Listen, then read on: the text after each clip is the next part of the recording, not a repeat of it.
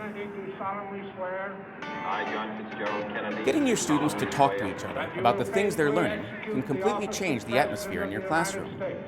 Tools like these clickers can help get your students excited and engaged like you've never seen before. I love clickers. I definitely feel more involved when a class uses clickers. But this isn't automatic. Clickers won't promote class participation on their own.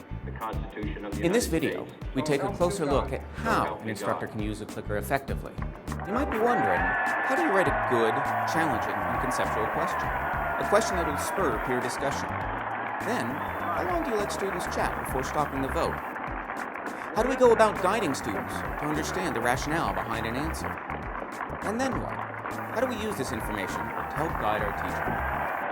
We're going to zoom in on each of these steps in this video.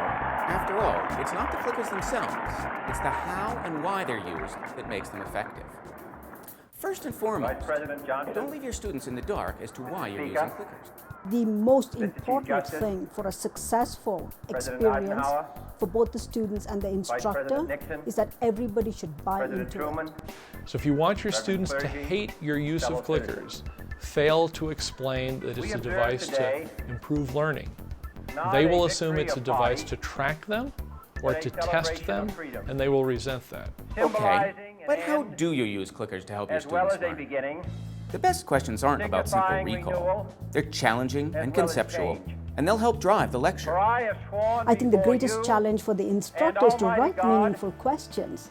There's a tendency to use questions which are not challenging enough. And maybe that's because we all feel good when 80% of the students give the right answer. My personal philosophy is the higher the level at which you challenge the students, they will rise to the occasion. It seems to make the class hook together much more nicely when the clicker questions are part of the lecture rather than, I'm done with something, let's see if you got it. It's not a quiz, it's part of the class. Clicker questions aren't helpful when I'm just repeating what the teacher has just given me. I like to have the questions progress the class rather than just a regurgitation of what I've been told. The best questions that I have to ask for peer discussion are questions that have come from the students themselves.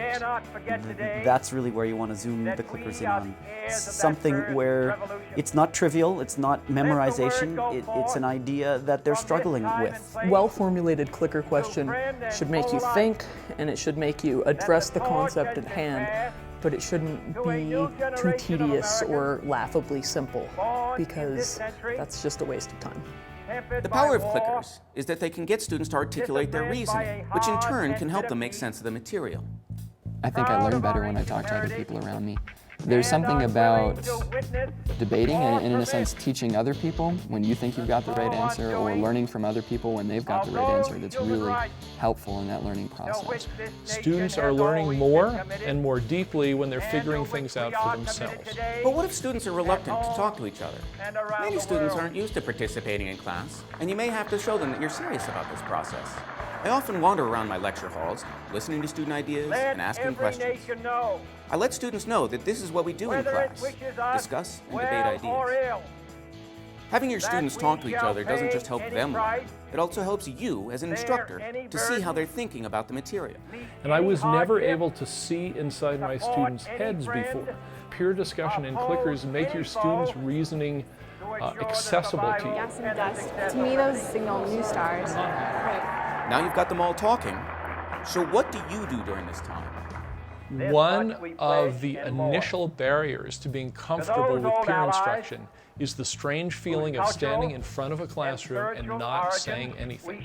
I think circulating around the class and listening to what's going on can help you feel that, yes, they are on topic and you haven't really given over the class. It's a different way of the students learning the information. So giving students the chance to talk to each other helps them learn and gives you the opportunity to see how they're really thinking.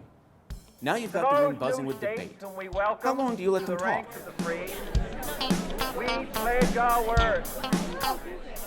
So with the system that we're using, we get a count of how many students have clicked in. And so typically when approximately 3/4 of the class is clicked in, to me that's a sort of a signal to start wrapping things up. And I'll sort of say, well, let's wrap this one up. So let's pull this together and have a little discussion. Typically, it's best to allow between 2 and 5 minutes for student discussion. Sometimes it's the noise level in the room has gone down, and it's clear the conversation is over. They have nothing left to say to each other, and I might as well end it. All right, the results are in. So how do you go about talking with the whole class about the question? I think the more a teacher will facilitate conversation after the clicker question is ended, the more effective it is. After all the votes are in for a clicker question, I really like it when professors ask people to defend certain answers. They don't reveal what people voted on yet, and they don't say the right answer. It's really useful because you get to follow the thought process all the way through. I might say to the class, so irrespective of whether you voted this, I would like to know why you think somebody might reasonably vote E. And this has changed what it means to respond. It doesn't mean you believe it. It means that you're actually a good student for coming up with an incorrect reason. The best part, I think, is when they go over why the wrong answers are wrong. You know, you think it's answer A, and you really think that that's why, you know, you've got a reason why you chose answer A. And they're like, okay, well, answer is C, moving on. You're like, well, I don't understand why my answer was wrong. One of the best ways to learn is making a mistake or doing the wrong thing and learning why it was wrong. But what about the histogram of student responses? For the students, I think what is most rewarding is the feedback that they receive when the histogram is projected in real time. But when do you show this to the students? This prompt feedback helps students learn from their mistakes. But you can choose whether to show the histograms to the students immediately or to wait until after you talk about the question. This is an important part of the clicker question, and it depends on how the students voted. So when I have the histogram, there's many different outcomes, and the most common one is it's 90% correct. In this case, there are pros and cons to showing the histogram before having a whole class discussion.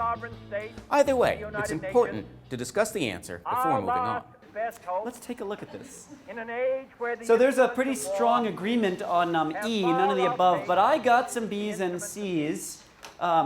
We renew our pledge of support. B is very tempting. I like the B. What's wrong with B? Pardon? To strengthen its shield of the new and the weak.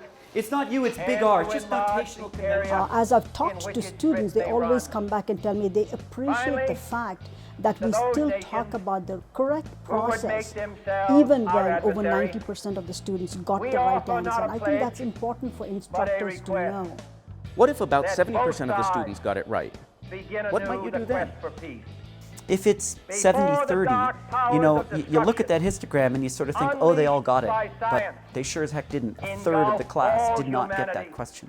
That would probably be a time when I might not show the histogram. Keeping it hidden allows you to say, who can tell me a reason for B?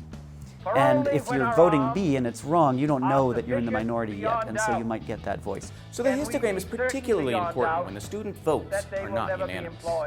Sometimes the class will be really divided on a question. There is a mixed vote.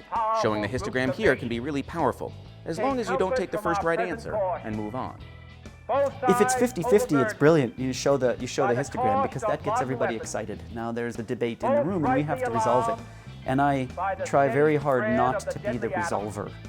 So if it's 50-50, we got to hear voices and we got to let the students decide. So I'll typically call on someone who gave a wrong answer and let them speak first, and then call on someone who gave a correct answer and let them articulate their reasoning, and then maybe turn to the class and say, so, what do you think about these two arguments? And then I'll wrap the whole discussion up myself and say, this is the reason I favor the correct answer. That's a good analogy because so you'll have very different kinds of wrap-up discussion depending on how the students voted. Then what?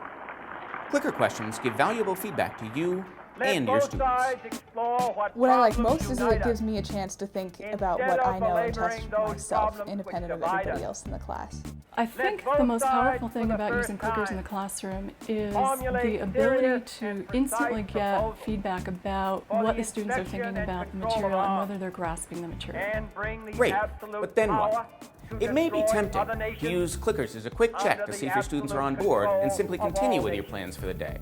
But they're not just a quiz. They can help you determine how you might continue with your lecture. When the histogram comes up and I do see a large variation or even the majority choosing the wrong answer, it lets me know that I'm not the only one that's not getting it. It lets the teacher know maybe I need to change my approach.